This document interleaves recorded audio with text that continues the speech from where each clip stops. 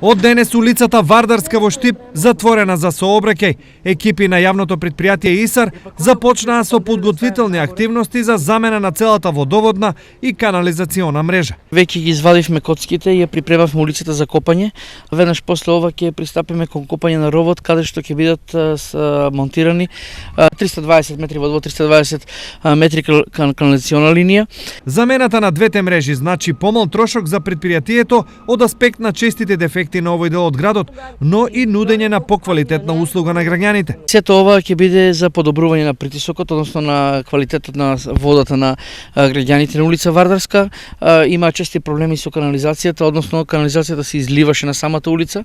Ние еве денес започнавме со припремата, ќе завршиме во многу скоро време и се надевам веднаш после нашето завршување ова улица ќе се асфалтира. Ова жителите на Вардарска го чекаат веќе неколку децении. Фала Богу да после толку години да утегне некој да направи улица што е најпрометна у градот.